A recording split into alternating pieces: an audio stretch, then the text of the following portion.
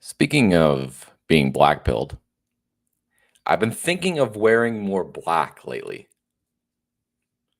What do you think?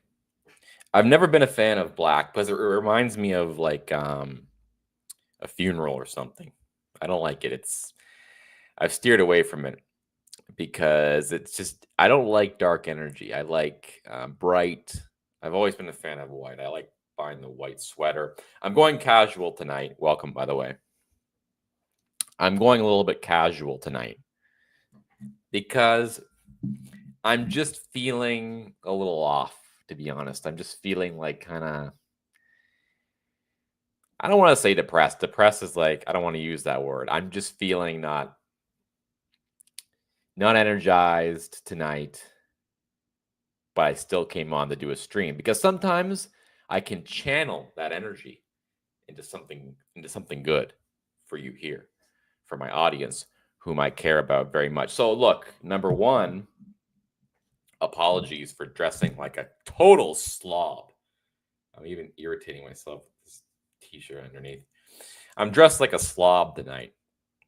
People ask me, why do you dress up for the podcast? You nerd, you dork. And I say because no one dresses up anymore for anything. I go to church and that's the closest I can get is going to church. My old church was not good for this because you'd go and people would show up in shorts and flip-flops. You've heard me go off on this before. They show up in shorts and flip-flops. I'm not kidding you. To praise the Lord. That's what they put on. They thought they got out of bed in the morning and they thought to themselves, what am I going to wear? I'm going to church. Okay. There's going to be a nice message. We just show respect for the pastor. Show respect for the other people there. What should I wear? Well, I could throw on a pair of shorts and flip-flops and a t-shirt. That ought to do it. Like there's no point in the whole process not putting the t-shirt on, not putting the shorts on, not putting one flip-flop on, not putting the other on. There's no point in that whole process where they think to themselves, no, I shouldn't be doing this. This is not right. There's no point where their significant other says to them, this is not right. You cannot wear shorts to church. They don't think of it. Doesn't dawn on them. They walk out the door.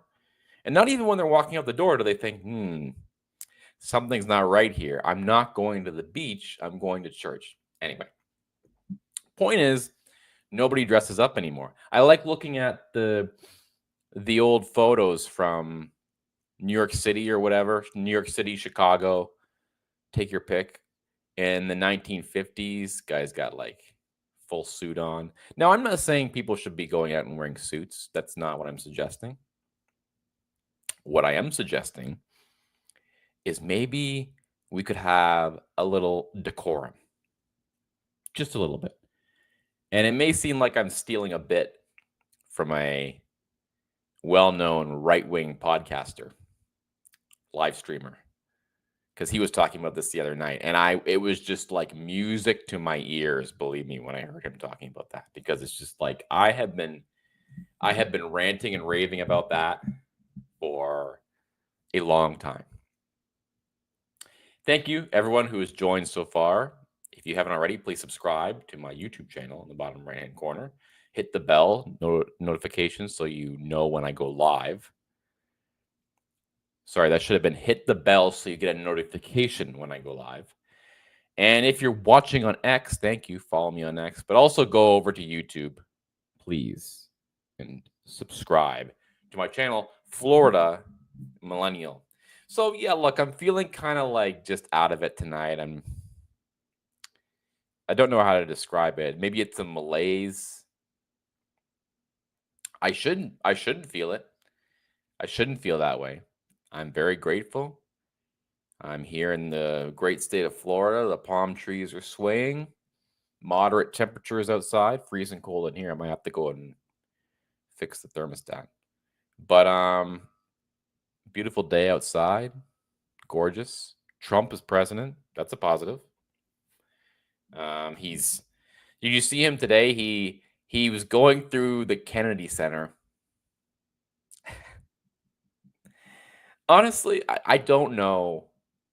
I do know and I don't know. I was talking to someone about this the other day. On the one hand, I understand how people hate him because he's just how he is. But on the other hand, I don't understand how they hate him. How do you hate this? This is like, it's sort of like it's an act, and maybe they're not in on the joke, the haters. They're just like confused or something. But I saw today that he was going through the Kennedy Center. Now, correct me if I'm wrong, but he's now like in charge of the Kennedy Center. I know, being your host, I should know this stuff. I know that. Okay, I'm sorry, but I don't keep up with every single aspect of the news because I think it's actually unhealthy. I'm opening X now and I have to close it. It's just like it's too much. So how do I stay informed? I never used to have to use that phrase, stay informed. I would hear people say that. While I'm trying to stay informed, I never had to stay informed. It just was. It just was like part of my day, reading X, reading articles, Politico. That's just like what I did. But now it's a real task because there's a lot of negative energy everywhere.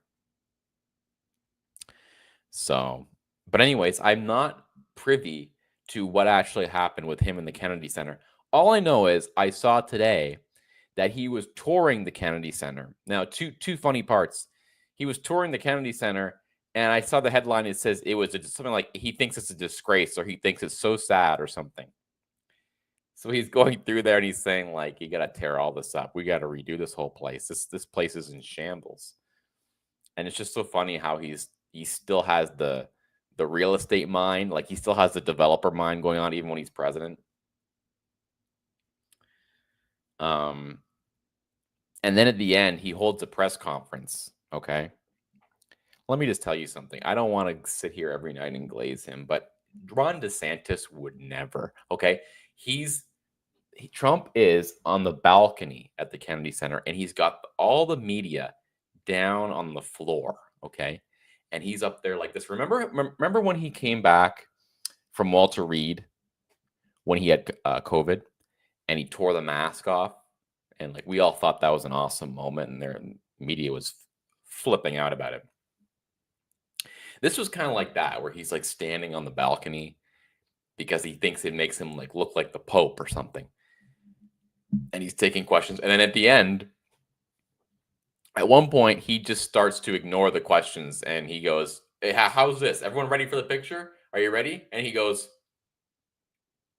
like he's posing for the photo. Sure enough, I saw the photo today, him, just like this. So He knows exactly what he's doing. Showman of all showmen. But anyway, so that's sort of a funny thing I saw on the news today. But I want to talk about, yes, there's a title.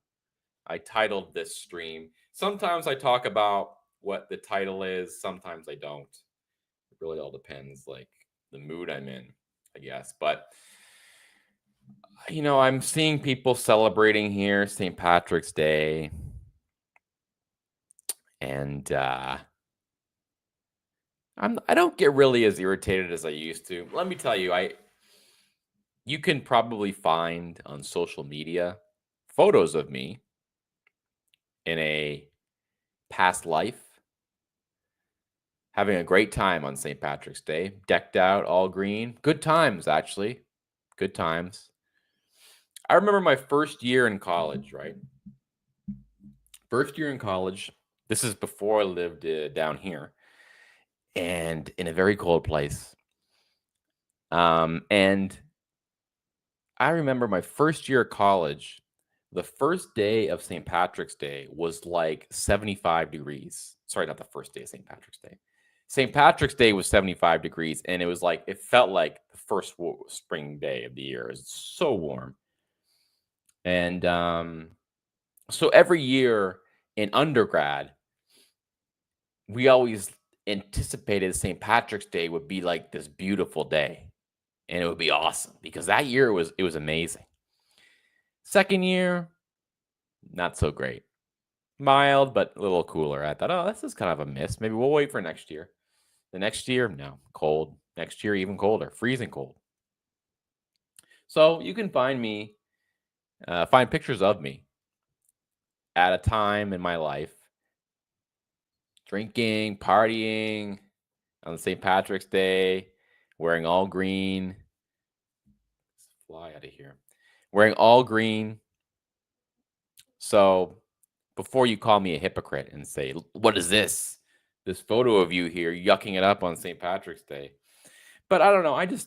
I look at St. Patrick's Day and I just think it's almost like it's a microcosm to me, or just sort of a perfect metaphor for like everything that's kind of going wrong, I think, in the West. Like there's so many things wrapped into it.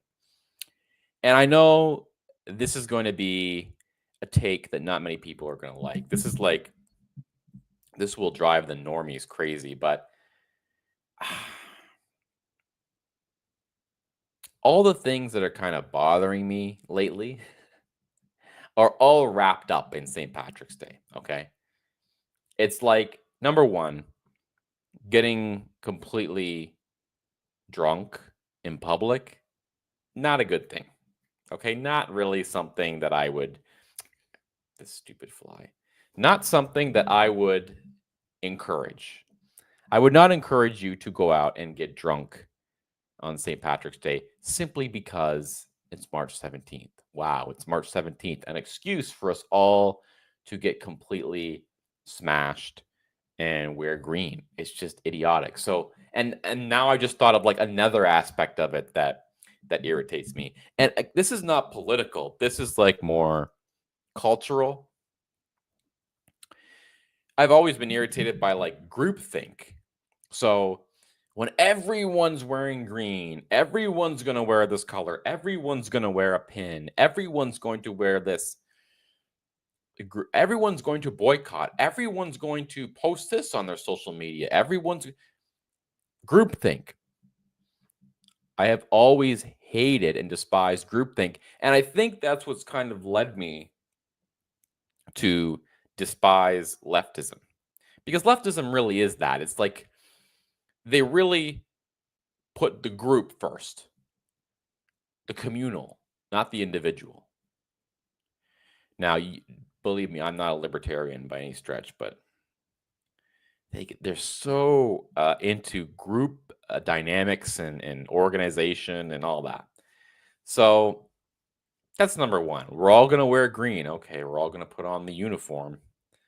Even though none of us are Irish, okay, we're all going to just do the thing. So that's the first thing that's irritating about it. The second thing that irritates me is everyone is just getting drunk And I hate that. I hate watching drunk people. I hate watching people guzzle poison into their systems. I hate the whole like drinking culture. It's just very cringe and very, it's just disgusting, honestly. It's just like, even like men who go out and they're all like just chugging beer. And then you see people, like I have friends on Instagram or whatever, and I see their stories from today, and they're in like, I don't know, somewhere in Europe or something. And they're partying on St. Patrick's Day in the same way they did when we were like 21 years old. Okay. Now I know that I look younger, and like maybe without the beard, I look even younger.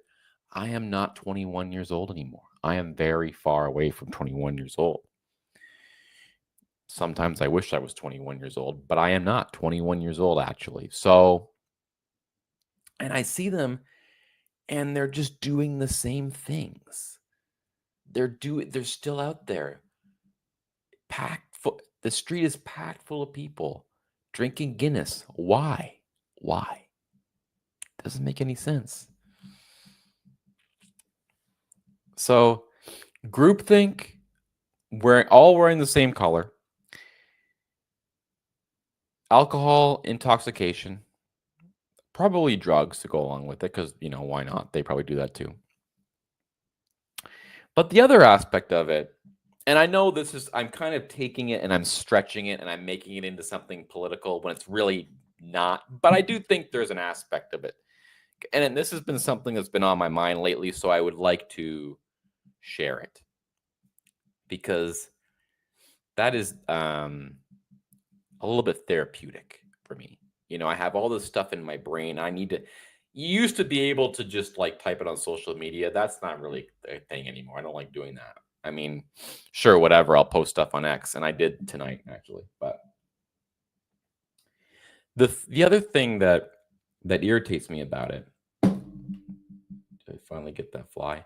The other thing that irritates me about it is it reminds me that one of the big problems we have, and I know this is going to be controversial, one of the big problems we have in Western nations, I'm not just talking about America, I'm talking about everywhere, is the problem of dual allegiances.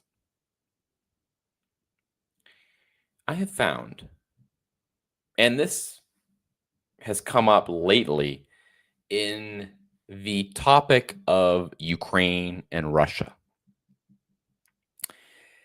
Being somebody who grew up in Canada, there are a lot of Ukrainians in Canada.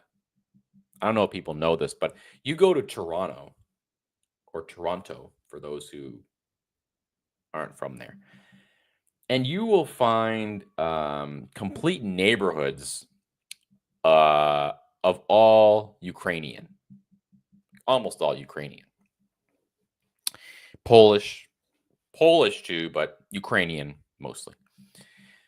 And so I know a lot of people with a Ukrainian background. So of course you can imagine, it's just like you scroll through Instagram and all this was going on. It's just that's all you see. Now being down here, I'm have a whole new group who is certainly not Ukrainian. Um, but there's something I noticed, and I have friends who are totally pro-Trump, conservative, whatever you want to call it, right wing, anti woke. They're all for America first and all on that whole bandwagon, except for when it comes to their ancestral home, which they have not lived in for many, many, many, many years. Many, many moons, as Rush Limbaugh used to say. They have not lived there. They have not been there. It has not been a part of their life at all. And yet, the whole America First thing is just chucked out the window when it comes to, well, why aren't we giving billions of dollars to Ukraine? And you can go through almost every single group, and it's the same thing. people are asking me, "Well, what do you think? What do you think about the 51st state?" And I'm like, "Yeah, honestly, it'd be great." They're like, "You're not supposed to think that. You're from Canada." And I'm like, "Why am I not supposed to think that? I'm in America. This is America. I'm here now. Why would I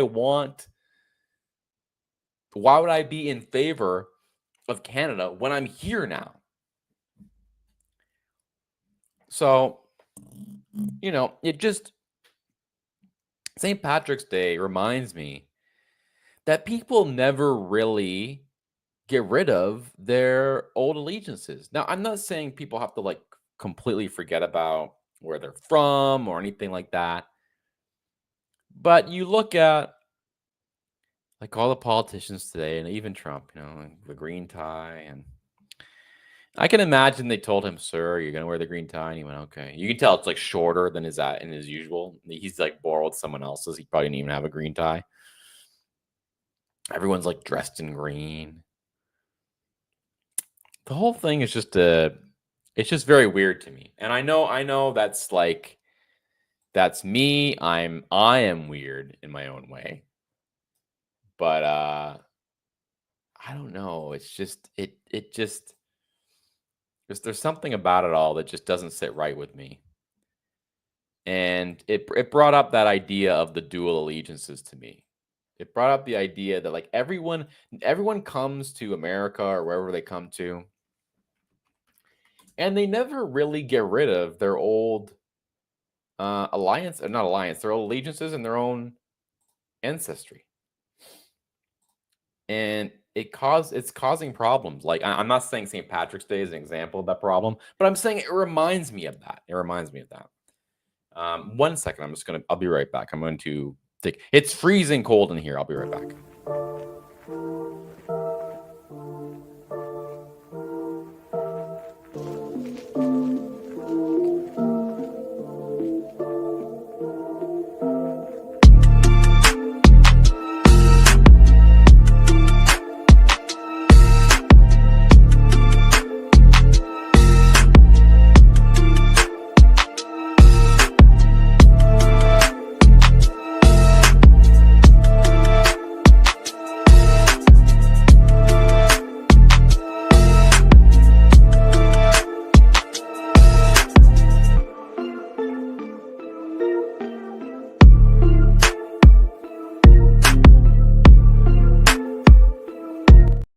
All right, back. Sorry about that. So where was I? So yeah, look, St. Patrick's Day, fine. Go out, get drunk, wear green. The whole thing just seems dumb to me, honestly. It seems dumb. And it just shows how we're all just caught up in like some other place. We all come supposedly from somewhere else to be here because it's better. And then we get here and then all we do is like tell the country we're in, "Hey, can you give that country I came from or like the country my grandparents came from? Can you give them like a couple billion maybe? Can you send them tanks? Can you stop being mean to them? Can you this? Can you that?" It's like, seriously? You're in America, okay? Like, look, I can understand, like, you're here, your home country is like being invaded, it's bad, it's horrible. Look, I get it. I totally get it. But when Trump talks about America first, he means putting this country first. We are here. We love this country. We want the country to be great. We want the country to be prosperous. We must worry about the safety, security, financial well being of here because this is where we live. And if people would rather not live here, they can go live wherever. And those countries can put their interests first. To an extent, I don't blame the Canadians for being aggressive to try and protect their, it all gets very cringy, believe me, and I don't want to get into that because I know them better than anybody. They are like Canadians are very insecure about their standing in the world vis-a-vis the United States. And it's just this whole thing has just brought that all to the surface. And Trump really sticks the knife in, and he really, he antagonizes and he really gets them going. But the point is, I don't blame other nations for putting their own interests first. And I don't think Trump blames them for that either. I think he actually is quite understanding of that. I do think he is. I think he understands. I think he respects it. And that's the way it ought to be. But the problem is, here we have so balkanized. Michael Savage, the great Michael Savage, radio host, had one of the top rated radio shows, and I'm sure younger generations don't know him, but because I'm a weirdo, I used to listen to him all the time. His son, Michael Savage's son, invented the Rockstar energy drink, which he subsequently sold to PepsiCo for like $1 billion or something. Anyway, Michael Savage, who now does podcasts, very smart man. I used to listen to his radio show, and he had a slogan. It was called Borders, Language, and Culture. And I think he sold a book called that too, Borders, Language, and Culture. And I used to think to myself, like, even though I agreed with a lot of what Michael Savage was talking about in his politics, I used to think to myself, yeah, it's kind of like a tacky slogan, like borders, language, culture. What does culture mean? Language? Like, what is it? But now I totally see it. I totally see how those three words perfectly sum up what makes a nation. You cannot have a nation with multiple languages. The whole point of having a nation is coherency. The point of a nation is to have a monoculture. The point of a nation is to have boundaries. And, if you want to get into this nation, you have to do X, Y, Z or qualify in some way. You can't just be here, because if you're just here, then that doesn't make anything here valuable. That doesn't make citizenship here valuable. So borders, language, culture. And I used to hear that and think that's kind of like a weird, like, boomer trope or something. What does that even mean? But now, as I get older and I have more experiences and I've moved around and I've lived a little, I start to notice, like, there's something to language and everyone having common tongue. There is something to it. There's a comfort found in it. There is a comfort in social norms and social mores and etiquettes, and these are things that make up strong nations, strong people, strong neighborhoods, everything. And if you mess with that dynamic, or you try and mold it into something that it shouldn't be, like maybe we'll change it, like maybe I will have 2 or 3 languages, that's fine, like people will figure it out, they'll learn the other one. Borders, people come and go, okay, we'll have some laws, but people have got it. So culture, well, bring your own culture. You can kind of keep yours. That's fine. You do you in your neighborhood, and they'll do their. Like, no, that's not good. That doesn't make for a coherent and strong nation. Okay. And I know this is nothing new. Like, I am not coming up with this. I'm not the first one to say this, but I think that it just goes, or sorry, it bears repeating, and it goes to this idea that I thought of today because of St. Patrick's Day, that St. Patrick's Day is kind of a little glimpse into that issue. And people probably think, well, what do you care? People go out, they have fun, they drink a few Guinness, they go home, they throw the green T-shirt in the hamper until next year. But I don't know. It's these things,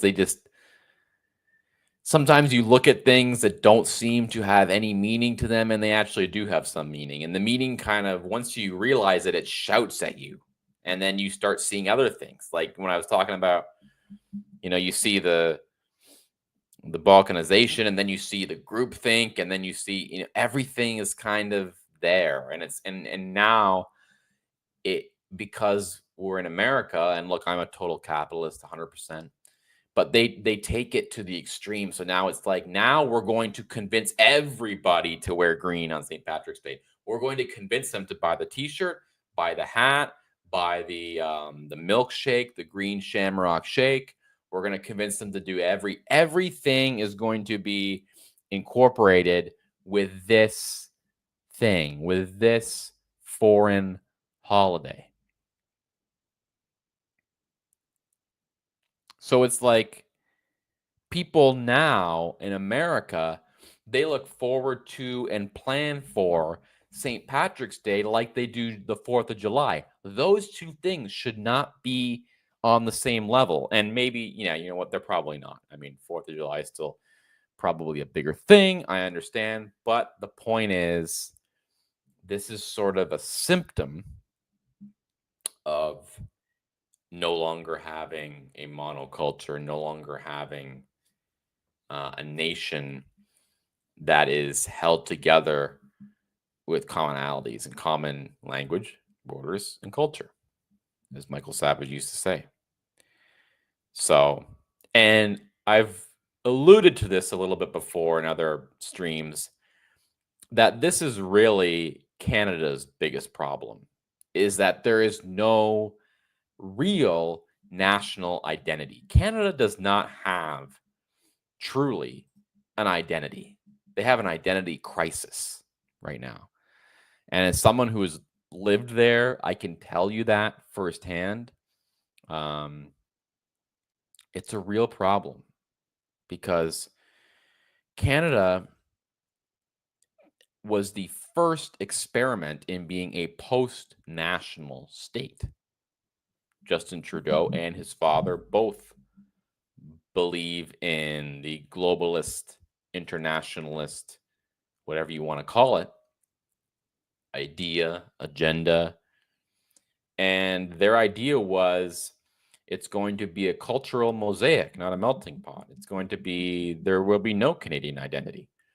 There's no Canadian identity because there is no Canadian. There's no Canadian culture because there's every culture. There's no real Canadian border because this is just a place. There's nothing to define it. It's just a place in space where people happen to be. So, and when I say in space, I mean not in outer space, of course, but that goes without saying. Point is, Canada became a post-national state. And therefore, their identity now, to the extent there is one, is wrapped up not in what Canada is. Canada represents this. Canada represents that. It's now tied up and attached to, Canada is not America. We don't know, Canada doesn't know what it is, but it's not America. And to the extent that Canadian patriotism is ignited, it is not ignited by some shared cultural value, some shared cultural destiny, identity, document, like the United States has the United States Constitution. And look, I understand, the population does not read those documents like they should. They do not adhere to them. But point is, America and other nations do try to have something that the country is anchoring to. But Canada does not have that. Canada has no anchor. And some Canadians will say, well, Canada is about free health care. But then they don't want to be seen as a socialist nation because that's not a good label to have. So they don't toy around with that too much. So, of course, the only thing that ignites patriotism in Canadians is something to do with the Americans. America is doing X, America, Trump, and you know, decades ago it was Bush. Bush is doing this, and we don't like that war. We don't like these tariffs. We don't like the da da da da. Da. So, and that kind of that is that attitude taken to the extreme. Canada is the extreme example, but to some extent, this is happening in Europe and it's happening in America too. So this is not really exclusive to the USA, or sorry, exclusive to Canada. It's happening everywhere. It's happening here too. In that there's a little bit of balkanization going on, and I can get into that. I can get into that more some other time because it's a bit of a touchy subject because people get a little, shall we say, offended by it. But that's sort of how it is. Honestly, it's like America used to be a monoculture. It's not. It's not really that way anymore because it has chosen to kind of drift into a little bit of that Canadian idea, the post-national state, where America is a place for everyone and every culture and every language and on and on and on.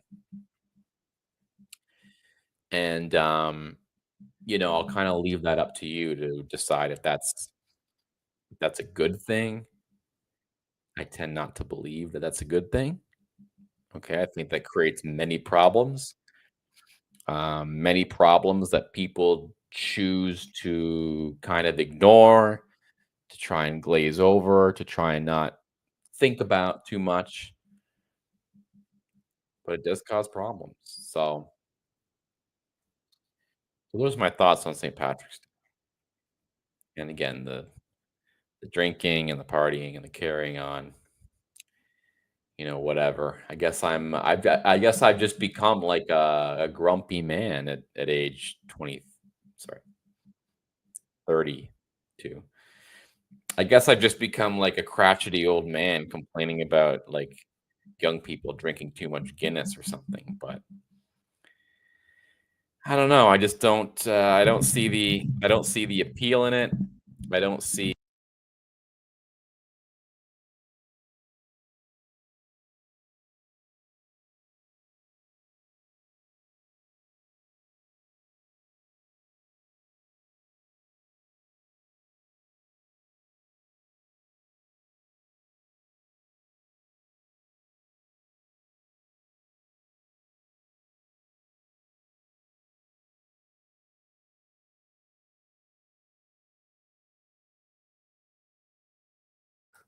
Oh, okay, that was weird. Hear me now? All good?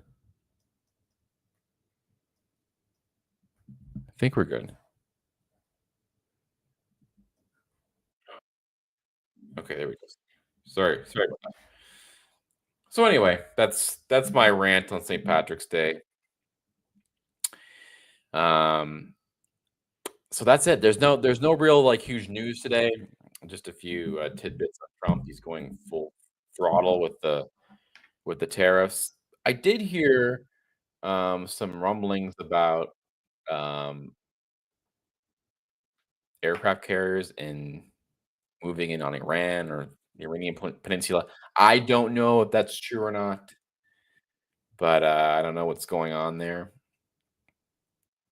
We know that Trump ordered those strikes on the Houthis, which is I'm not going to bore you with all the details of that. I just wanted to come on today and kind of just rant and rave and not have much of an agenda tonight. So I'm going to try and start streaming regularly again. It's difficult because of my work schedule, my day-to-day schedule. But look, I love coming on here, especially when stuff goes on. The other night I came on here after the Zelensky Trump showdown and it was like incredible. I mean, you guys were going crazy and it kind of reignited my love for it. I did a stream the other night and the craziest thing, I know I'm gonna sound like a total boomer right now, but I did a stream the other night, and I finished the stream, and I'm gonna give a shout out to StreamYard here because that's who I use. I use StreamYard, and I finished the stream, and there's a prompt on the screen that says, "Click for a link or click to get a link sent to your email with clips from your live stream." And I thought, "Oh, that's interesting. See what that's about." And sure enough, StreamYard sent me like 20 clips of my show, of my stream, with titles, with captioning, everything. And the titles actually were pretty good. So it's like totally AI and AI. So, but it's amazing. Like it saved me so much time. So I don't know if you've seen, but I started to put out some shorts, some YouTube shorts. I'm also gonna try and put them on TikTok and all that. But but yeah, this is an amazing feature. So and I know like Opus Clips, or I think it's called Opus Clips, does that as well. And this, like, many people do this. This is how they post their clips. Now, I am just an old boomer when it comes to this stuff, but this is good. So I'm gonna be like, whenever I do a stream, an hour long stream, I'm just gonna be like completely flooding the zone with amazing content. And of course, I post a few shorts, and right away, like all the TDS people just swarm these clips. Like, I swear, like, do they just hang around waiting, or like what is going on there? But anyway, they swarm them, they're commenting, which is it's fine, whatever. I don't mind. It's all good. It boosts engagement. So, sometimes people post negative stuff, and I just go, thank you. I literally I just say, oh, thank you. They'll be like, you suck. It's just total BS. Oh, thank you. Thank you for boosting my engagement. I appreciate it. So all good. All good. So, we'll see after this stream. I don't know, maybe they're gonna charge me extra to start clipping everything again. I don't know. We'll see. But, regardless, okay, let's go through, oh my gosh. Let's go through X and just see if there's anything interesting of note before I dip. It's only been 43 minutes. Usually when I go on a rant, it's like 2 hours go by and I went, "Uh-oh. I meant to only do this show for an hour and now it's like 1 AM."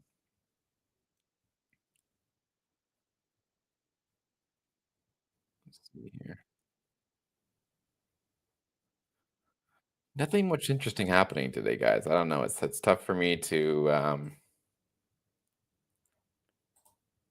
rant any longer when I've already tied in St. Patrick's Day to the fall of Western civilization. So I don't know what more you want from me. I will make a comment on something that has been bothering me a little bit. Um, all this stuff about Elon and Trump, it's like I think there's something like much deeper to it, and I think I alluded to this in a previous stream.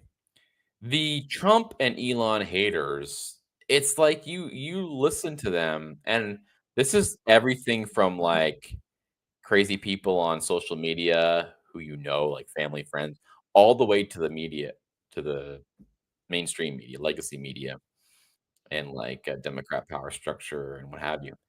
The hatred of Trump and Elon, it's rooted in something I think much deeper than just politics. Okay, because I think there's large segments of the population who are envious, bitter, jealous, and it's just become so obvious because there's no there's zero self-awareness these people have.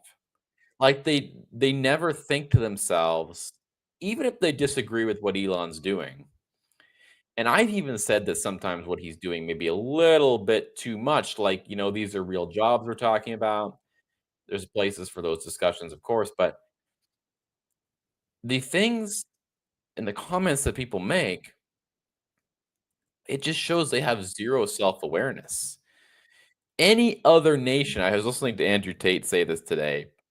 By the way, he's completely exploded again. That's a topic we could talk about and why he's so popular. But anyway, stick to the point, Tyler, stick to the point.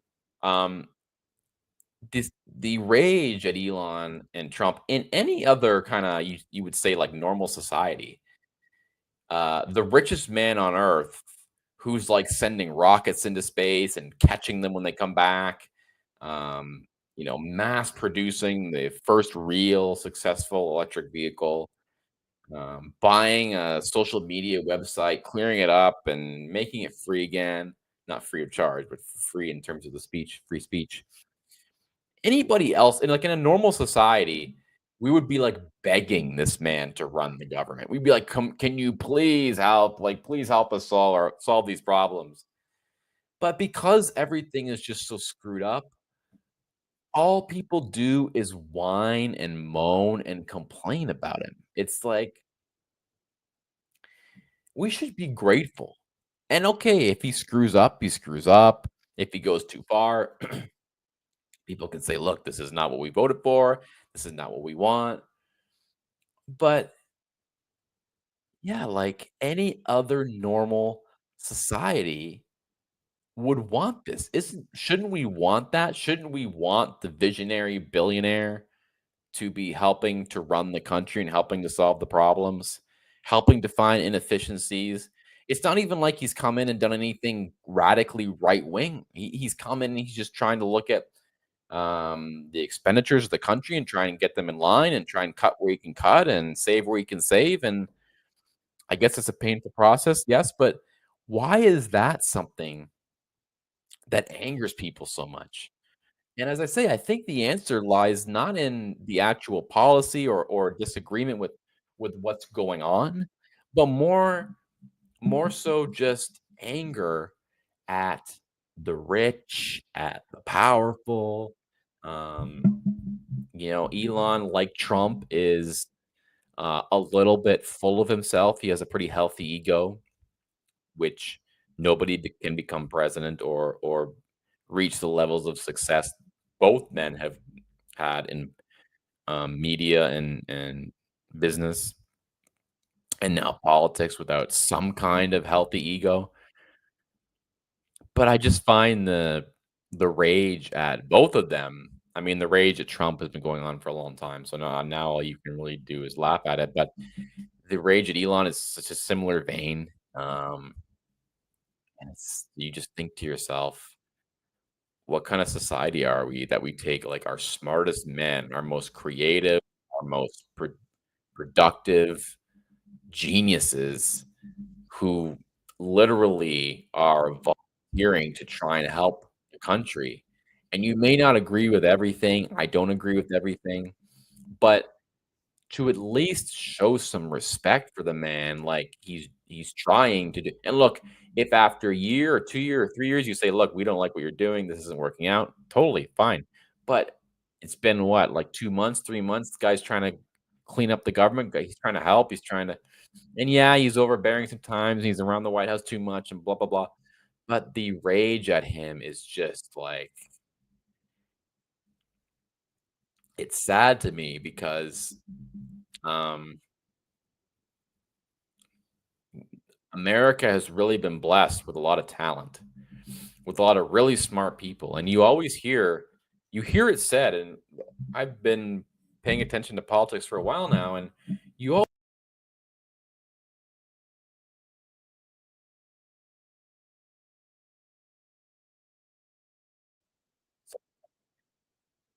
hear people say, "Well, why can't we get someone smart? Why can't we get someone successful? Why are all the great businessmen of America and businesswomen, why aren't they running the government? We need smart people." And then right when the smartest, richest man on earth goes and tries to help, this is the way they're treated. This is your answer. This is why people don't do it. Why doesn't Jamie Dimon run for president? Why doesn't Mark Cuban run for president? Why doesn't, whoever? This is why. This is why. But It takes a person like Elon and quite frankly, a person like Trump who just doesn't care, who really doesn't care, lets it roll off their backs, roll off his back to do it. Um, Most people do not have the mental strength that these 2 men have, um, and mental stamina and hardness and, stick to itiveness and, uh, pain tolerance, if you will. So, just a quick comment on that. I find it, unfortunate that we hear all this stuff, but it's just kinda laughable. I'm grateful that they're both there doing their best and trying to sort this all out because, um, there's a lot of sorting out to do. Alright, I think that's it. I think that's all. Um, Nothing else of note today. Slow news day. As I say, I'm feeling kinda down, feeling kinda depressed. I don't know if depression's the right word, but excuse me, I'll snap out of it. Um, Here in the Sunshine State, it's hard to be depressed. So, very grateful. Grateful, um, all that God has given me. And, I've kinda been praying over this YouTube channel because, I've had so many stops and starts, and, like, I come on and I do a bunch of shows in a row, and I get things rolling again, and the subscribers start coming. And then something happens in my life where I can't do it anymore, and there's an interruption, and I'm traveling, and had to go home for Christmas, stayed home much longer than I planned to, and then, work and everything else happens, so, life kinda gets in the way, but I've really been praying that I'm able to start regularly streaming again, bringing in more and more people, growing the channel because I really it is a love of mine doing this because I you can go back and you can find clips of me. Maybe I'll post those. I don't even know where they are, but you can go back and find clips of me in high school. We used to have a podcast, and I always say we started the podcast, and we used to have a camera, and they used to call me crazy. They say because back then it wasn't podcast, it was just like radio club, right? And I say no, we need a camera. So there'd be four mics, and I would say no, put the camera. I'd put a webcam, a crappy webcam, up in the corner, and I got the idea for that not from, podcast back then, there was no Theo Vaughn or Joe Rogan or anything like that. We're talking like 2008 here, when I'm in high school, and I would say to these guys who I was doing we'd do fun radio shows, we'd go on for 4 hours talking about everything under the sun, anything and everything, and I say to them, "We need the camera makes it cooler." So I remember I'd had the camera there, and I would have to go and I would love doing this. It was like a total I didn't even think of it as a job. I would have to go I'd sync the camera, uh, to the audio because I couldn't get them both, synced, at the same time, like live in real time. So I would have to take the video taken from the camera. So we'd do a show like Friday night after school, 3:30 to like, I don't know, 6:30. I'd walk home in the dark. We'd finish the show. We'd talk about everything you could talk about. And then I would take the audio and I would sync it up with the video. And then I would chop it up into clips and whatever. So like I always loved doing this stuff. And then when COVID came along, I stopped doing it because I went to college, and you go to college and you're just like partying, St. Patrick's Day kind of stuff. But St. Patrick's Day is like every day in undergrad. So for 4 or 5 years, I was off doing that, and I'm not, worried about or thinking about doing podcasts or radio or anything like that.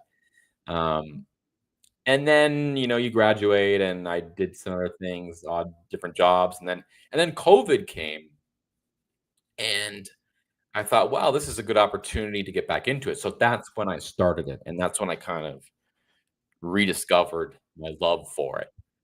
Um, So, but it takes time. It takes time to build the channel back up. It takes time to gain a following again, and truthfully, you have to gain the trust of people, and it's hard to do that when you're not streaming every night. So I'm gonna try my best. Just stream as much as possible. And you can bet there's going to be a lot of content. Look, Trump's president, things are happening, all over the place. I'm not going to come on here and talk about tariffs every night, though. So some nights it'll just have to be like this, where I'm coming on and just kind of chilling with everybody. Um, but I'm also I also should go on with David Chapman because I kind of told him that I would, and I do enjoy talking to him. So we'll do that. We'll organize that. I keep putting it off, but we'll organize that. We haven't spoken since the inauguration, and maybe even since the election. I can't remember, but so we'll hopefully we'll do that in the coming days and weeks. And look, we're at 700. Where is it? Yeah, 701 subscribers right now. Let me just check to see exactly how many we're at. Sometimes after the live stream, we gain some more. 701. Okay, 701 right now. I'm gonna say we're going for 7,100 soon. Okay, that's just where we're headed. I'm speaking it over, praying it over this channel. 7,100. When we get to 7,100 subscribers, I will come back to this clip and I will say, "Hey, look, I told you so. I told you we'd get there. Everyone doubted, but here we are. We're finally here." 7,100. I only say 7,100 because it's 701 right now. I mean, 7,000 will be a big celebration, and from there, we'll go on to 700,000, right? Lord willing. Alright, so that's all for tonight. Thank you for watching. Thank you for subscribing. Please like, please comment, please, click the notification bell. Once again, the subscribe you can subscribe by clicking down here. Um, and again, I will be going live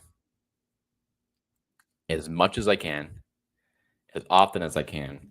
Some nights will just be like tonight, where I'm coming on and just kind of random musings. And then there will be other nights where there's going to be big stuff going on, and we're going to comment on it, and we try and cover some things. I covered the State of the Union or the joint session or whatever they call it. So um, when big things like that are going on, I will try to cover it live. That's always a little bit sticky because of um, the copyright stuff. But I think we're pretty safe with it as long as I'm commenting on it, and I try and be very, very careful to follow all the TOS here on YouTube because, I have to respect it, and then I have to be very mindful of it. So I am in contact, and if I have an issue, um, I try and make sure I alleviate it quickly because the channel is very important, and I do everything I can to keep it going, keep it active, keep it alive because we are going to grow it by hook or by crook.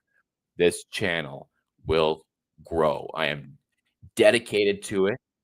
Um, it's been tough to get to 700. I mean, the toughest is to get to 0 to 10, okay? We're at 700, so we've made great strides, um, and, it's only up from here, so I thank you so much for all who have already subscribed, all who watch, all who comment. Some nights there's a lot, some nights there's not so much, like tonight, no problem. Um, Pretty soon there will be too much to even be able to read. I proclaim it in Jesus' name, as Joel Osteen would say. I will see you all next time. God bless.